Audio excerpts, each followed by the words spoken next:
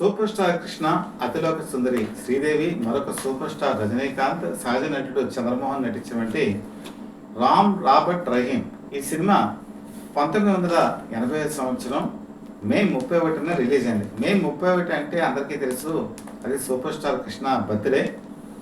ఆంధ్రప్రదేశ్లో 40 సెంటర్లో ఇది రిలీజ్ అయింది. దీనికి మాతృక మీరు చూసుకుంటే అమర్ అక్బర్ ఆంథోనీ. అమర్ అక్బర్ ఆంథోనీ 1977 మే 27న రిలీజ్ అయింది. ఆ రోజు మొత్తం ఇండియా వైజ్ కనుక చూసుకుంటే ఈ సినిమా అత్యధిక కలెక్షన్స్. ఇందులో కనుక మీరు అమితాబ్ బచ్చన్ నటన చాలా అద్భుతంగా ఉంటుంది. వినోద్ ఖన్నా, అమితాబ్ బచ్చన్, రిషి కపూర్ ఈ ముగ్గురు కలిసి నటించారు. ఈ సినిమా ఒక విధంగా చూసుకుంటే కమర్షియల్గా సూపర్ డూపర్ హిట్. ఈ సినిమా గురించి సూపర్ స్టార్ కృష్ణ విని ఈ రైట్స్ తీసుకుంటే బాగుంటుందని తన బావమరిది అయినటువంటి ఉప్పలపాటి సూర్యనారాయణ బాబుకి సజెస్ట్ చేశారు. ఉప్పలపాటి సూర్యనారాయణ బాబు ఈ రైట్స్ తీసుకునే ముందు సూపర్ స్టార్ కృష్ణ ఈ సినిమాని ప్రత్యేకంగా వెళ్ళి చూశారు. చూసిన తర్వాత జనరల్గా ఒక సినిమా తీద్దాము అనుకున్నప్పుడు ఆ సినిమాని ఎవరు కూడా చూడరు. ఎందుకంటే ఆ సినిమాని కనుక చూస్తే ఆ నటన వాళ్ళ ఆటోమేటిక్గా వచ్చేస్తుంది, కాపీ కొట్టినట్టు అవుతుందని చెప్పి ప్రసిద్ధ నటులు ఎవరో కూడా రీమేక్లు చూడరు. కానీ కృష్ణ ఇక్కడ ఆలోచించింది ఏంటంటే తన బావమరిది ప్రొడ్యూసర్గా అతను సేఫ్గా ఉండాలి అనే ఆలోచనతో ఆ సినిమాని చూశారు. అందులో కమర్షియల్ హంగులు అన్నీ బాగున్నాయి కాబట్టి యాజిస్గా మనం తెలుగులో తీద్దామని చెప్పి ఆయన సజెస్ట్ చేశారు. యు సూర్యనారాయణ బాబు ఆ రీమేక్ హక్కుల్ని తీసుకున్న తర్వాత ఇది సినిమా తీయడానికి 1980 వరకు కూడా వాళ్ళకి టైం పట్టింది. 1979 అక్టోబర్ 26న వాహిని స్టూడియోలో ఈ షూటింగ్ ప్రారంభమైంది. అయితే ఈ బడ్జెట్ అయితే అనేది చాలా ఎక్కువ కాబట్టి అప్పటికి ఈ సినిమా వాళ్ళ ఎస్టిమేషన్ వేసుకుంది 22 లక్షలు. కరెక్ట్గా 22 లక్షలతోనే తీసేస్తారు విజయ నిర్మల. సూపర్ స్టార్ కృష్ణ, విజయ నిర్మల ఇద్దరు కూడా ఈ సినిమాకి రెమ్యునరేషన్ తీసుకోలే. ఎందుకంటే చాలా దగ్గర బంధువు, వాళ్ళిద్దరు బాబా బామ్మరుది అవుతారు కాబట్టి కుటుంబ పరంగానే ఆయన చూసుకున్నారు తప్ప ఒక హీరోగా తనేదో బడ్జెట్లో తీసి అందులో తనేదో మిగుల్చుకోవాలి విజయమల ఆలోచించలేదు. అలాగే కృష్ణ కూడా రెమ్యునరేషన్ తీసుకున్న ఆలోచన కూడా చేయలేదు. మనుషులు చేసిన దొంగలు ఈ సినిమా మొట్టమొదటి సినిమా యు సూర్యనారాయణ బాబుకి.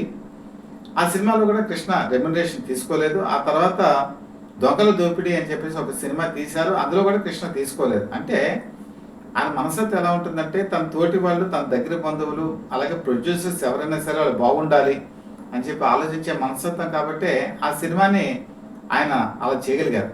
అయితే ఈ సినిమా రిలీజ్ అయ్యే సమయానికి ఆంధ్రప్రదేశ్ అంతా కూడా భారీ వర్షాలు. అసలు మే అనేటప్పటికీ జనగా వర్షాలు ఉండవు. మీకు అలాంటి ఇది ప్రేమనగర్ సినిమాలో కూడా జరిగింది. ప్రేమనగర్ రిలీజ్ అయ్యే టైం కూడా ఆంధ్రప్రదేశ్ అంతా కూడా 1 వీక్ పాటు భారీ వర్షాలు. అలాగే మీకు తెలుసు 1990లో జగదేక వీరుడు, అతిలోక సుందరి రిలీజ్, అది కూడా మే మంత్లోనే రిలీజ్ అయింది. అప్పుడు కూడా భారీ వర్షాలు. అది కలెక్షన్స్కి మొట్టమొదటి ఆటంకం అనిపించిన తర్వాత అధిగమించి ఈ 3 సినిమాలు కూడా విజయవంతమయ్యాయి.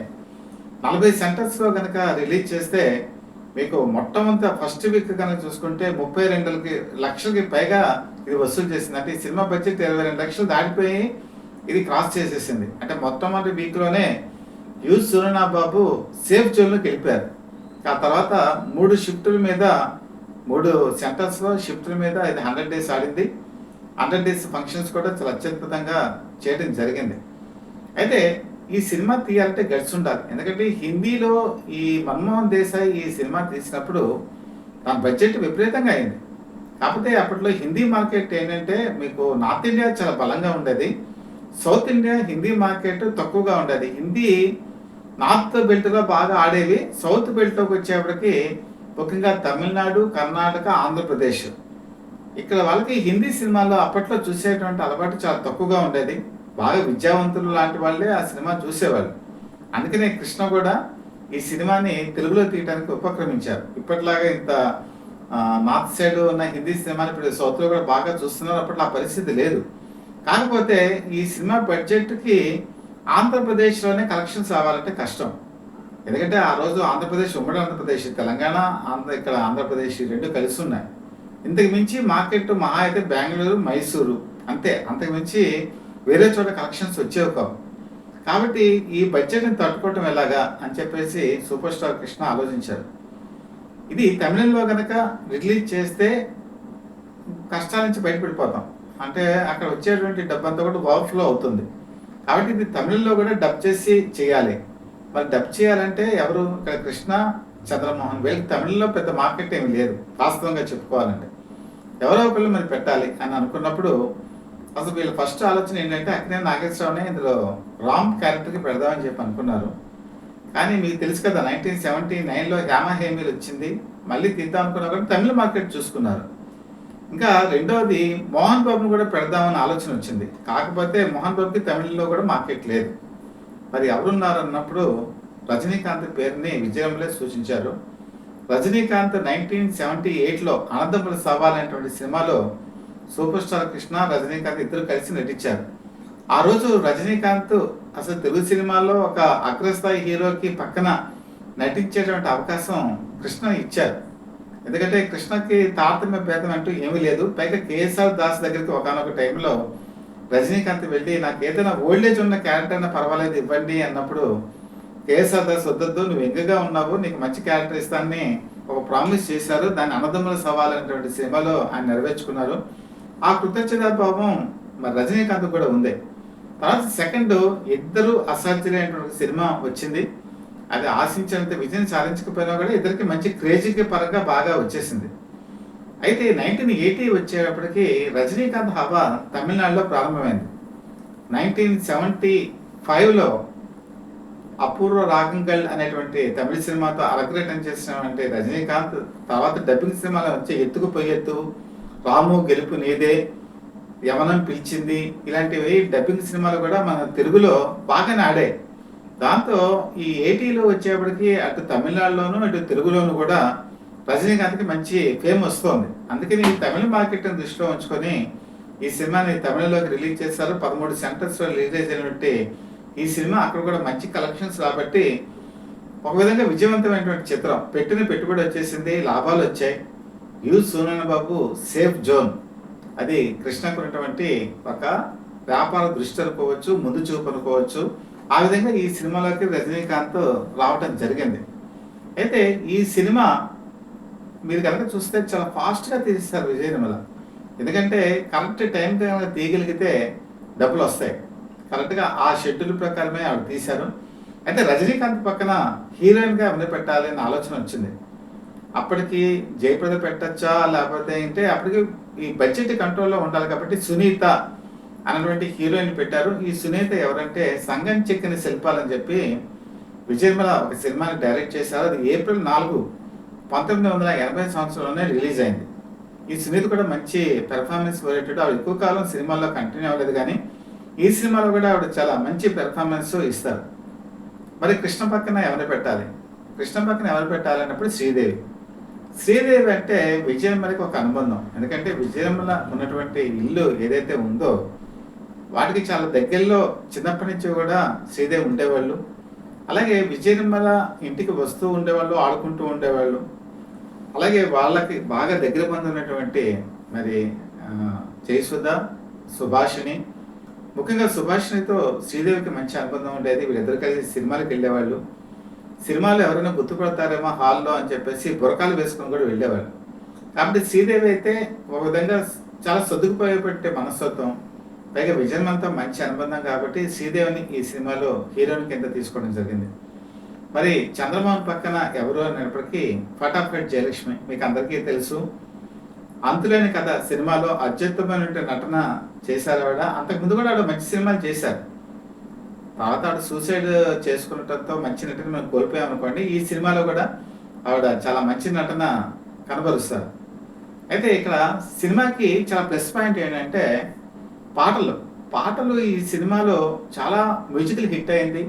1980sలో కృష్ణ సినిమాలు చాలా వరకు మ్యూజికల్ హిట్స్ అయ్యాయి. బాలసుబ్రహ్మణ్యం, కృష్ణ ఈ కాంబినేషన్లో వచ్చే పాటలన్నీ కూడా చాలా మధురంగా ఉండేవి. ఈ సినిమాకి మాత్రం మీకు బాలసుబ్రహ్మణ్యంతో పాటు మాధవపెద్ది రమేష్, ఆ తర్వాత ఆనంద్, ఈ ముగ్గురు కూడా పాడారు.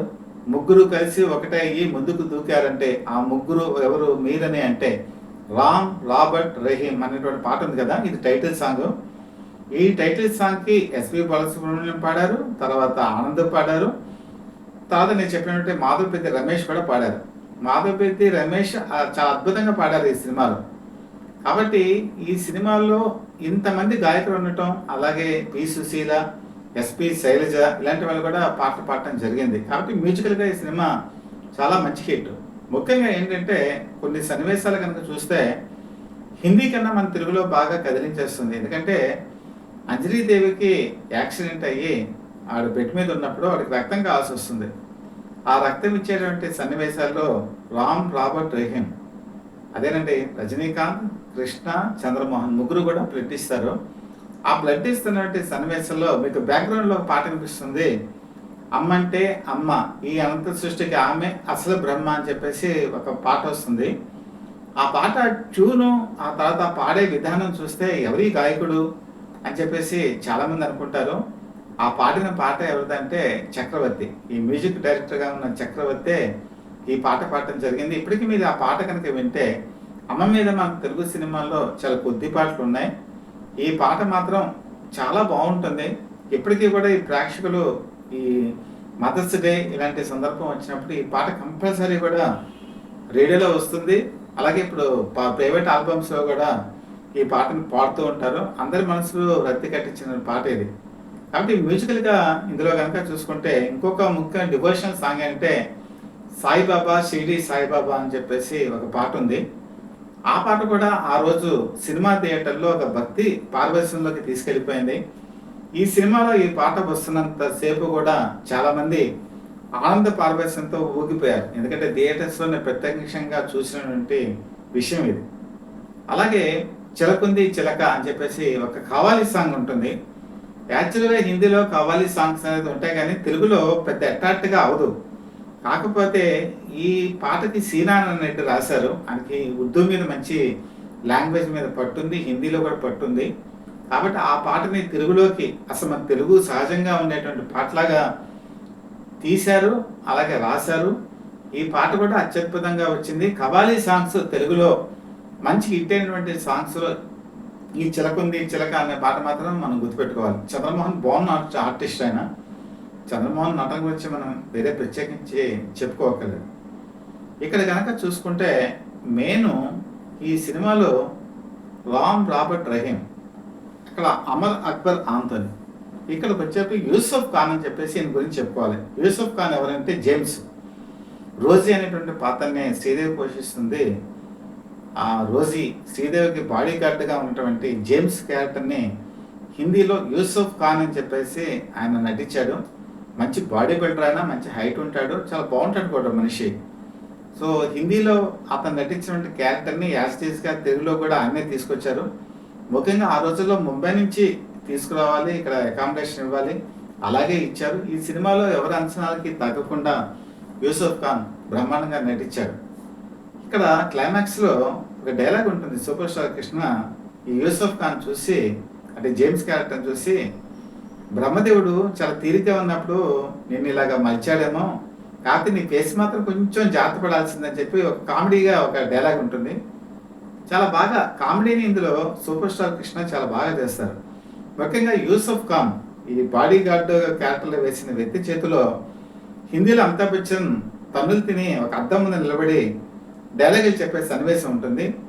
ఇది చాలా కీలకమైనది సినిమాకి. ఎందుకంటే ఈ సన్నివేశం కనుక పండకపోతే సినిమా రక్తి కట్టదు. కాబట్టి కృష్ణ అలా చేస్తారు. కృష్ణ బేసిక్గా daring and dashing, dynamic hero, అలాగే ఆయన కామెడీ బాగా చేయగలరు. కానీ ఈ సీన్ ఎలా చేస్తారని చెప్పి తెలుగులో కూడా చాలామంది ఎదురు చూశారు. మీకు కనుక జాగ్రత్తగా చూస్తే అద్దం ముందు నిలబడి కృష్ణ తన గాయాలను చూసుకొని మాట్లాడేటువంటి తీరు కానీ, ఆ నటన కానీ, ఆ ఫ్రేమ్ కానీ మీకు అత్యద్భుతంగా వస్తుంది. కృష్ణ నటన మెచ్యూరిటీ లెవెల్స్ ఎలాగ ఉంటాయి అని చెప్పేసి ఈ ఒక్క సీన్ కనుక చూస్తే మనకు సరిపోతుంది. అలాగే ఆయన ఆహభావాలు, ఫేషియల్ ఎక్స్ప్రెషన్స్ ఏ నటుడికైనా చాలా అవసరం. ఇప్పుడు మీకు లాంగ్ షాట్స్ కనుక తీసినప్పుడు ఫేషియల్ ఎక్స్ప్రెషన్స్ పెద్ద అవసరం లేదు, కానీ మీకు డెప్త్గా మీకు అద్దం దగ్గర క్లోజప్గా ఉండేటువంటి సన్నివేశాల్లో కృష్ణ తాను చూపించే ఆహభావాలు మాత్రం చూస్తే నిజంగా ఆయన సూపర్ స్టార్ కృష్ణే అని చెప్పి అనుకోవాలి. కానీ రజనీకాంత్ కనుక చూసుకుంటే అప్పటికే ఆయన నడక ఒక స్టైలు, ఆయన మాట ఒక స్టైలు, మరి ఆయన చూపించేటువంటి ఫైట్స్ ఒక అద్భుతమైనటువంటి స్థాయిలో ఉన్నాయి. సో అదే పెర్ఫార్మెన్స్ని ఆయన చివరి వరకు కూడా నిలుపుకుంటూ వచ్చాడు ఆయన. అంటే సినిమా టైటిల్స్ నుంచి ఎండింగ్ వరకు కనుక చూసుకుంటే రజనీకాంత్ ఒక స్పెషల్ అట్రాక్షన్లా మాకు కనిపిస్తారు. అది రజనీకాంత్లో ఉన్నటువంటి గొప్పతనం. మరి ఈ సినిమా కూడా డబ్బింగ్ చక్రవర్తి చేత చెప్పించడంతో చక్రవర్తి కరెక్ట్గా తన వాయిస్ని రజనీకాంత్ తమిళంలో ఎలాగ చెప్పాడో అలాగే ఇమిటేట్ చేస్తూ ఆయన డబ్బింగ్ చెప్పారు. చాలామందికి తెలియని విషయం ఏంటంటే చక్రవర్తి ఒక మ్యూజిక్గా చాలా మంచి మ్యూజిషియను, కానీ ఆయనకి సంగీతం రాదు. కేవలం ఏంటంటే ట్యూన్స్ని మాత్రం ఆయన ఇస్తారు. అది ఒక విచిత్రమైనటువంటి విషయం. అంతేకాకుండా ఆయన డబ్బింగ్ కూడా చాలా బాగా చెప్పగలడు. ఆయన డబ్బింగ్ మీకు చూసుకుంటే తొలినాళ్ళలో కమలాసన్ కూడా ఆయన డబ్బింగ్ చెప్పారు. కమలాసన్ డబ్బింగ్ చెప్పినప్పుడు కూడా ఆయన బ్రహ్మాండంగా చెప్పారు. ఈ సినిమాలో రజనీకాంత్ కూడా చాలా అత్యద్భుతంగా డబ్బింగ్ చెప్పడం జరిగింది. తర్వాత కాలంలో చక్రవర్తి మరణించిన తర్వాత మను రజనీకాంత్కి డబ్బింగ్ చెప్పి ఇప్పటికి కూడా మను వాయిసే రజనీకాంత్కి వినిపిస్తూ ఉంటుంది. కాబట్టి ఆ విధంగా ఇది చాలా వరకు ఈ తెర వెనకాల తెలియనటువంటి విషయాలు ఇవన్నీ కూడా నేను మీ గురించి సేకరించి మీ ముందు ఉంచుతున్నాను. ఎందుకంటే యూట్యూబ్లో కానీ లేకపోతే ఫేస్బుక్లో కానీ ఇంకెక్కడైనా సరే ఇలాంటి విషయాలు ఒక్కసారి కనుక మనం రికార్డ్ చేస్తే జీవితాంతం ఉండిపోతాయి. ఎందుకంటే రాబోయేది ఇంకా మే మంత్లో ఉన్నాం మనం. ఈరోజు నేను ఈ వీడియో చేసేది 2025 మే 20 తారీఖున. అలాగే మే 31 వచ్చేప్పటికి కృష్ణ మన దగ్గర మధ్య లేరు. ఇప్పుడు ఆయన జయంతి కూడా 31న వస్తుంది. ఆ జయంతి సందర్భంగా సూపర్ కృష్ణ నివాళికి ఏది ఇస్తే బాగుంటుంది, ఏది చెప్తే బాగుంటుంది అని అనుకున్నప్పుడు నాకు రామ్ రాబర్ట్ రహీమ్ కనిపించింది. ఇది నేను చాలా చోట్ల దీని గురించి పరిశోధించాను, ఏ విషయాలు ఇందులో అవైలబిలిటీ ఉంటాయని. తర్వాత నాకు తెలిసిన వాళ్ళందరి చేత ఈ విషయాలు గ్యాదర్ చేసి మీ ముందు ఉంచుతున్నాను. ముఖ్యంగా ఏంటంటే ఒక హిందీ సినిమాని తెలుగులోకి తీసేటప్పుడు మెయిన్ ఇక్కడ మన్మోహన్ దేశాయ్ రామ్ రాబర్ట్ రహీమ్ సినిమాని ఇక్కడ చేసేటప్పుడు అక్కడ అమర్ అక్బర్ ఆంటోనీ కనుక కంపేర్ చేసుకుంటే వాళ్ళు ఆ సినిమాకి చాలా ఖర్చు పెట్టారు. ఎందుకంటే మార్కెట్ ఎక్కువ ఉంది. అలాగే లొకేషన్స్ వైజ్ తీసుకున్నా కానీ లేకపోతే లాస్ట్ క్లైమాక్స్లో ఈ కామెడీ పండించేటువంటి సీన్ ఉంటుంది. అంటే యూసఫ్ ఖాన్కి పెళ్లి చేసేటువంటి సందర్భంలో మారు వేషాల్లో వస్తారు. అందులో ఫాదర్ వేషంలోనేమో అక్కడ అమితాబ్ బచ్చన్ వస్తాడు, ఇక్కడ సూపర్ స్టార్ కృష్ణ వస్తారు. అలాగే బ్యాండ్ పాతదారులోనేమో అక్కడేమో వినోద్ ఖన్నా వస్తారు, ఇక్కడేమో రజనీకాంత్ వస్తారు. ఇలాగా వీళ్ళ మారువేషాల్లో వచ్చేటువంటి ఈ క్యారెక్టర్ లాస్ట్ 20 మినిట్స్ కనుక చూసుకుంటే సినిమాని నవ్వించేలుగా ఉండాలి. ఆ నవ్వించేట్టు ప్రేక్షకులు ఫీల్ అవ్వాలి. అది కనుక అవ్వకపోతే ఈ సినిమా డెప్త్ ఉండదు. ఈ విషయం విజయమ్మలకి తెలిసి చాలా జాగ్రత్తలు తీసుకున్నారు. మీరు క్లైమాక్స్కి ముందు కనుక చూసుకుంటే ప్రీ క్లైమాక్స్లో 25 నిమిషాల పాటు కృష్ణ ఆయన కంటిన్యూస్ కామెడీ చేస్తారు. ఆయన డైలాగ్స్ కానీ ఆయన ఒక ఫాదర్గా ఉండేటప్పుడు ఆయనటువంటి ఆహభావాలు కానీ ఈ సినిమాలో హైలైట్. విధంగా వాళ్ళకి సపోర్టింగ్గా కృష్ణకి సపోర్టింగ్గా మరి రజనీకాంత్ కూడా చాలా అద్భుతమైన కామెడీ చేస్తారు. ఆయన కూడా క్లైమాక్స్లో చంద్రమౌళి మీకు తెలుసు ఆయన కామెడీ అనేది స్వతహాగా వచ్చింది. ఇది ఈ సినిమాలో ఒక ప్రత్యేకం.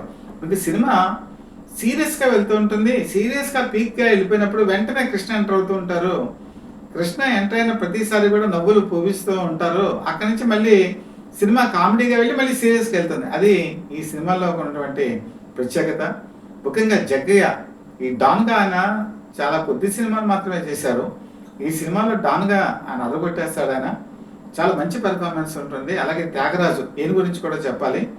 త్యాగరాజు గురించి చాలామందికి తెలియని విషయం ఏంటంటే రంగుల రాట్నం సినిమాలో ఆయన వేసిన క్యారెక్టర్ చాలా అత్యద్భుతం. విజయనిర్మల ఆ సినిమాలో నటించారు. విజయనిర్మలకి త్యాగరాజు అంటే ఒక అభిమానం ఏర్పడింది. ఆయన పెర్ఫార్మెన్స్ బాగా చేయగలడు ఆయన. అందుకనే విజయనిర్మల తీసే ప్రతి సినిమాలో కూడా 90% ఆయన బతుకున్నంత కాలం కూడా విజయనిర్మల ఏదో ఒక క్యారెక్టర్ ఇచ్చేవాళ్ళు. త్యాగరాజుకి మంచి ఆదరణ చూపించేవాళ్ళు. అలాగే విజయనిర్మలకి ఒక ప్రత్యేకమైన టీం ఉండేది. పుష్పాల గోపీకృష్ణ అంటే వాళ్ళ కెమెరామెన్స్ అందరూ కూడా అవుట్డోర్ యూనిట్ ఉండేది. అవుట్డోర్ యూనిట్నే ఆవిడ ఈ సినిమా కూడా వినియోగించారు. ఈ సినిమా అత్యద్భుతమైనటువంటి విజయం సాధించింది. యు సూర్యనారాయణ బాబుని సినిమా రంగంలో తన ప్రతిష్టని నిలబెట్టుకునేలా చేసింది పద్మావతి ఫిల్మ్స్ బ్యానరు. అయితే ఈ సినిమాకి చెప్పేటప్పుడు ఒక పర్సనల్ కూడా చెప్పాలి మీకు. సూర్యనారాయణ బాబు రాజకీయాల్లో కూడా వచ్చారండి. 1985 అసెంబ్లీ ఎలక్షన్స్ జరిగినప్పుడు సూపర్ స్టార్ కృష్ణ వెనకాలండి సూర్యనారాయణ బాబుని గుడివాడలో అసెంబ్లీ ఎలక్షన్స్కి నిలబెట్టారు. అప్పటికి ఆయన పోటీ ఎవరో తెలుసా? ఎన్టీ రామారావు. సూర్యనారాయణ బాబు నువ్వా నేనా అన్నటువంటి ప్రచారం జరిగింది. ఎలక్షన్స్ అయిపోయిన తర్వాత వచ్చిన రిజల్ట్లో కేవలం ఆయన 5,000 ఓట్ల తేడాతో సూర్యనారాయణ బాబు ఓడిపోయారు. అది ఆ రోజుల్లో ఒక సంచలనం. అంతవరకు ఆయన ఎన్టీ రామారావు ఆమెని ఒక విధంగా ఎదురీత చేసుకుంటూ అంత కలెక్షన్ అంత ఓట్లు వచ్చాయండి. తర్వాత ఆ గుడివాడ దానికి ఆయన రిజైన్ చేసేసారు ఎన్టీ రామారావు. అప్పుడు 2 చోట్ల గెలిచారు, ఒకటి హిందూపురం, ఒకటి గుడివాడ. మళ్ళీ గుడివాడికి వెంటనే బై ఎలక్షన్స్ వచ్చాయి. అక్కడ ఏంటంటే రావి రంగారావు అని చెప్పేసి ఆయన పోటీ చేశారు. అప్పుడు మార్చిన మాత్రం 20,000 ఓట్ల ఆధిక్యంతో రావి రంగారావు తెలుగుదేశం పార్టీ గెలిచారు. సూర్యనారాయణ బాబు ఓడిపోయారు. అప్పుడు ఎన్టీ రామారావు ఒక వ్యాఖ్య చేశారు, నేను ఉన్నా లేకపోయినా కూడా తెలుగుదేశం పార్టీ నిలబడుతుంది, దానికి ఇదే ప్రత్యక్ష ఉదాహరణ అని చెప్పి చెప్పడం జరిగింది. ఆ విధంగా సూర్యనారాయణ బాబు కాంగ్రెస్ పార్టీ తరఫున కూడా పోటీ చేయడం జరిగింది. అదే ఎందుకు చెప్పానంటే ఈ సినిమా నిర్మాతగా ఆయన నిలబెట్టింది సూపర్ స్టార్ కృష్ణ. ఆ తర్వాత రాజకీయాల్లోకి ప్రోత్సహించింది సూపర్ స్టార్ కృష్ణ. ఈరోజు ఆయన వెల్ సెటిల్డ్, వాళ్ళ అబ్బాయి కూడా అమెరికాలో సెటిల్ అయి ఉన్నారు. ఇట్లా సూపర్ స్టార్ కృష్ణ ఎంతో మందికి నిర్మాతలకి అవకాశాన్ని కల్పించారు. వాళ్ళు ఈరోజు సెటిల్ అయ్యేట్టు చేశారు. కాబట్టి సూపర్ స్టార్ కృష్ణది ఒక మంచి మనస్తత్వం, దేవుడి లాంటి మనిషి. సో ఆయన గురించి నేను చాలా ఎపిసోడ్స్లో చెప్పాను. సో మే 31న ఆయనకి సంబంధించినటువంటి ఆ రోజు మనం పుట్టినరోజు అంటాం. ఈ రోజు కనుక చూసుకుంటే నా దృష్టిలో ఆయన బతికున్నట్టే భావిస్తాను. ఎందుకంటే అభిమానుల గుండెల్లో ఎప్పుడూ కూడా ఆయన చిరస్థాయిగా ఉన్నారు. కాబట్టి ఆయన జయంతి అందరూ కూడా ఆ అభిమానులు కూడా సెలబ్రేట్ చేసుకుంటారు మనసుల్లో కానీ, అలాగే సినిమాలు చూసినప్పుడు కానీ. కాబట్టి ఈ కార్యక్రమాన్ని ఎపిసోడ్ని సూపర్ స్టార్ కృష్ణకి నివాళిగా నేను అందజేస్తూ మీ అందరికీ కూడా ఈ వీడియో కనుక నచ్చినట్లయితే మీ కామెంట్ రూపంలో మాకు తెలియచేయండి. అలాగే బెల్ ఐకాన్ ప్రెస్ చేసి సబ్స్క్రైబ్ చేసుకోండి. ముఖ్యంగా మీరు కనుక లైక్ చేసినట్లయితే మీ సపోర్టు నాకు కొన్నంత అందంగా ఉంటుందని చెప్పి మనస్ఫూర్తిగా భావిస్తూ మీ మిత్రుడు DVSS కృష్ణప్రసాద్.